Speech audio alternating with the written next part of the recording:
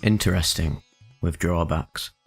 The Monkshood, Belladonna, Cannabis, Opium, Mandrake and Datura trip report by Daisy. Posted at Erowid.org, April 11, 2006. Erowid note. The author listed belladonna berries as an ingredient, then did not mention them in the actual report. I had long since had a fascination for the stories of flying ointment as described in European histories of witchcraft. It had struck me that there is little written about the use of psychedelics in our traditions, unlike other parts of the world where it appears very frequently. Even the liberty cap, widespread and easily found, has little written about it in a shamanic or witchcraft aspect. Only flying ointment has been well documented, a hard to pin down concoction of solanaceas and other similar plants, which occurs consistently throughout Europe. In my country, Slovenia, there are stories identical to those of Spain, Italy, Germany, France and Britain. So after years of study and research, I decided to try the actual thing itself. I was 33 and going through a rough time in my life. The idea of doing something so different and unexpectedly new appealed to me, and I hoped to gain some new insight into myself and reality as such. I prepared the ointment in several stages, harvesting some young fresh monkshood roots and drying them, preparing a Datura tincture of 50 seeds, leaf and blossom, drying a mandrake root from my garden, and extracting poppy by scoring it and boiling them down to a brownish oily substance. After several weeks, I made the ointment with the prepared ingredients. A very small amount of powdered monkshood root, powdered mandrake, Datura tincture, poppy and cannabis, heated with beeswax and jasmine oil, left to infuse for several days, keeping it warm so the wax won't harden, setting the ointment. After several days, the colour turns from a deep green to almost black, and it is left to set. Now, I finally have my flying ointment. On the day it was to happen, I had borrowed a friend's house. I sat alone up in the Scottish mountains with no neighbours likely to get annoyed, and a beautiful stove that would keep me company during my journey. Upon entering, I spent the first hour cleaning the room I was to trip in, setting a fire, bringing in enough fuel to sit out a small ice age, as well as lighting candles, building a big crash pad of mattresses, cushions and blankets in front of the fire. There were spliffs being pre-rolled, as I suffer from, oh my god, look at my hands, how long have I been building this spliff syndrome when tripping? Once external preparations had been completed, I decided to have a very hot bath on account of cleansing my mind and body before a trip, opening the pores of the skin for the ointment. After the bath, wrapped only in a large soft fleecy blanket, I settled in front of the fire with my jar of ointment. By now I had serious butterflies in my stomach, for I'd come across a couple of reports of people dying doing just this. Still, I'd come this far, and I'd resolved to be very careful. Note, I should have had a trip sitter in retrospect. At 5 PM, slowly, I began to apply the dark waxy substance to my armpits, my pulse points, the soles of my feet and my vagina. I put on some rainforest music and waited, occasionally taking sips of water.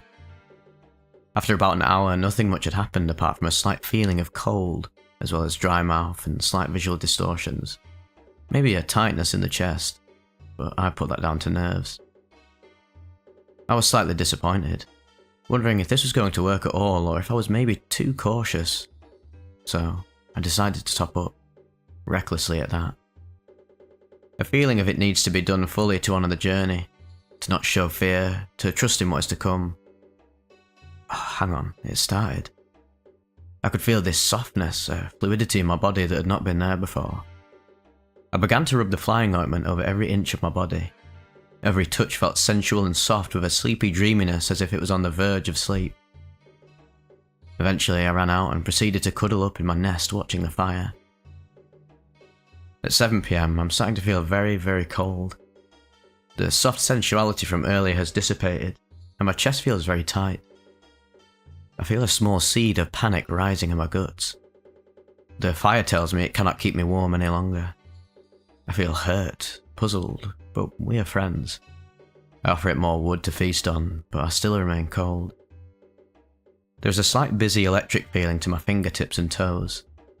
My mouth feels like it's full of sand. I drink some water, but it feels like ice in my stomach, very sharp and hard.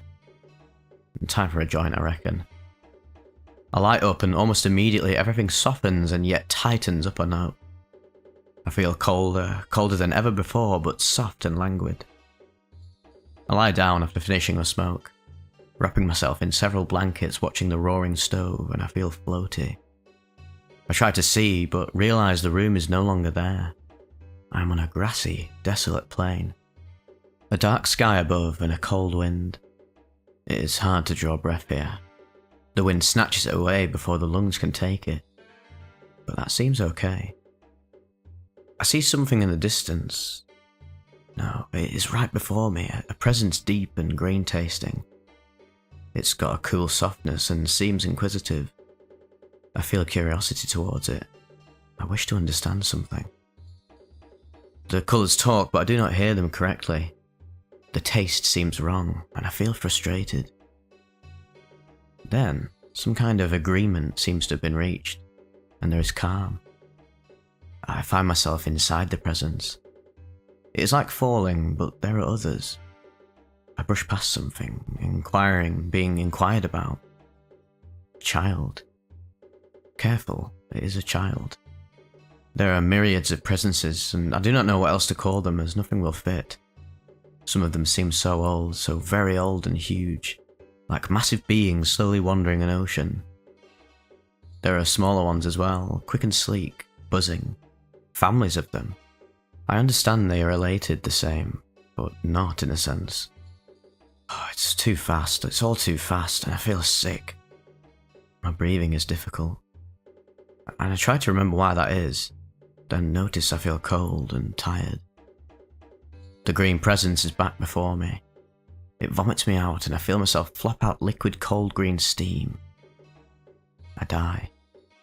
I'm cold in the earth for a long, long time. I am a seed. I grow, I draw water, I feel the warmth of a sun. A millennia passes. But it has always been so. The green presence is in the distance. At 3 AM, a friend had arrived at some time during the evening, finding me wrapped in my blanket, basically catatonic, with very shallow breathing and very cold. He struggled to find a pulse at one point. Being a seasoned tripper and knowing me very well, he didn't panic. He made sure I was warm, monitored me, and lit a joint. In these hours, he sat with me. I appeared at times to be almost dead, and at other times having a hard, painful trip. I remember nothing of most of that period, only what is recounted above, which I think occurred during the first few hours.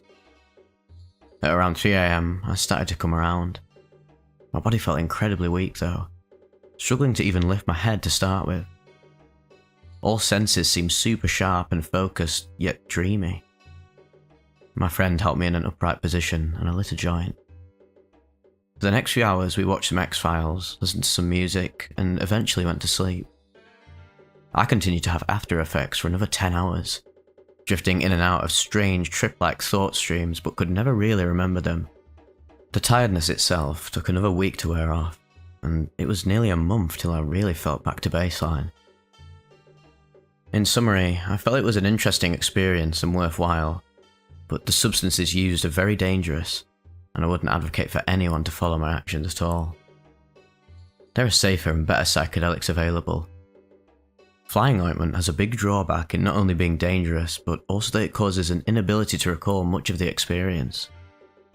A lot of it felt like lucid dreaming more than tripping, but with a feeling of complete and utter authenticity.